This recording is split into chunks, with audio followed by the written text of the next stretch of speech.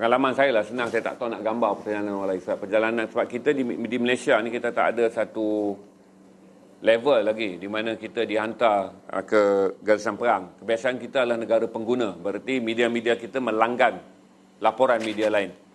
Langganan yang besar yang dibuat selalunya oleh APTV, satu lagi syarikat Associated Press Television, AFP, daripada French. AP itu ataupun APTV adalah daripada Amerika. Kita menggunakan Reuters, satu lagi sumber daripada France. Kita juga menggunakan beberapa sumber lah. Kebiasaannya di Malaysia kita adalah negara pengguna berita. Untuk berita-berita perang ni kita adalah negara pengguna berita. Cuma saya pun tak pernah cover news perang. Saya cuma cover dokumentari perangnya.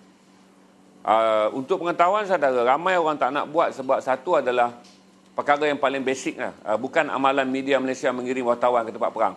Masa saya pergi tu tuan-tuan, kalau saya mati saya tak dapat apa-apa lah. Masa saya masuk perang 32 hari di Lubnan tu, saya terperangkap dalam perang hari ke-28 sampai hari 32. Ketika Israel menjatuhkan kira-kira 68 biji bom terakhir dalam tempoh 48 jam. Kerana nak capai je ceasefire tu, pada 2 September tu nak capai je perjanjian bahawa peperangan akan dihentikan, Israel gunakan 48 jam belas tu bombing teruk. Dan saya terperangkap di Hamra. Iaitu nasib baik saya duduk di kawasan Kristian. Jadi apabila Israel serang, saya seorang kawan saya, waktu saya nak pergi masuk ke Lebanon ni, kami tak dibenarkan masuk. Kerana kita adalah media yang waktu perang kita telah berada di luar. Jadi saya tak dapat masuk. Jadi saya gunakan dang suria. Dang ni senanglah, dia alat saya sebab dia lawa, dia cantik. Saya kata, dang kau pergilah pujuk-pujuk kenal tu. Jadi dang ni kan senyuman dia menawan gadis cantik. Jadi kena tu akhirnya membenarkan. Setelah kami 8 jam tak dibenarkan masuk kerana bombing sangat kuat berlaku di Beirut. Masuk dengan kena tu kata kalau mati pun kamu orang entah ke berapa ribu. Waktu kami masuk tu dah 3,000 orang mati. Kerana bila saya keluar yang meninggal adalah 3,800 lebih. Saya masuk tu hari yang ke-28 3,000 lebih orang mati. Berarti masuk. Dan saya nasib baik waktu saya masuk, dekat pintu sempadan, saya menemui seorang lelaki Mesir yang bekerja dengan BBC Radio. Dia bekerja dengan BBC Radio. Jadi dia pakai pas BBC Radio. Berarti dia yang menjadi sumber keselamatan saya. So dia akan beritahu, Zainal, jangan berada di sini gini. Sebab apa? Bila Israel nak serang, media barat akan mendapat maklumat kerana Israel tak membom di kawasan yang dia membunuh rakan sekutunya. Jadi oleh kerana kawan saya Arab Mesir ni, yang saya kenal dekat sempadan ketika kami sama-sama nak masuk, dia boleh masuk lah pasal pasport BBC besar.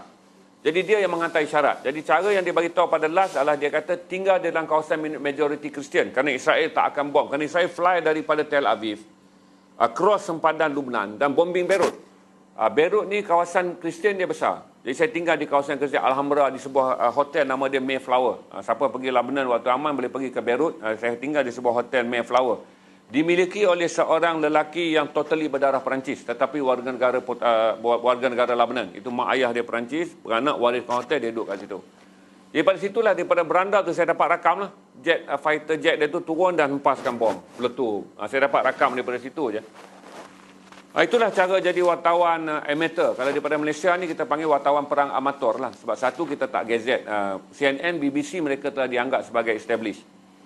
Ketika saya masuk ke Israel, saya tak boleh masuk. Kalau saya minta permit sebagai wartawan, dia tak akan masuk. Dia tak akan benarkan. Apatah lagi wartawan daripada Malaysia, kerana Malaysia tak ada hubungan diplomatik dengan kerajaan Israel. Jadi saya dengan kawan-kawan menyamar bahawa kami adalah kumpulan pelancong. Dan saya kata yang lain no English. Berarti kawan-kawan saya yang lain buat dia tak erti langsung cakap English, dan saya akan bercakap limited English supaya sesi soal jawab tu menjadi berkurang kerana kami ada masalah komunikasi. Jadi kalau saya tunjukkan kepada pegawai immigration Israel bahawa saya mahir berbahasa Inggeris, saya mungkin terperangkap dalam soal jawab yang panjang. Sebab saya kena lalu soal jawab 7 ke 9 kali. Isi borang, patah balik, tunggu isi borang. Kali pertama saya nak masuk, saya di soal jawab 11 jam. Kali kedua 7 jam je, sebab saya dah ada rekod baik. Masuk dan keluar sebagai rekod baik. Jadi Israel, waktu tu saya pergi, saya menggunakan kamera 3CCD je. Kita tak bawa kamera yang mencurigakan.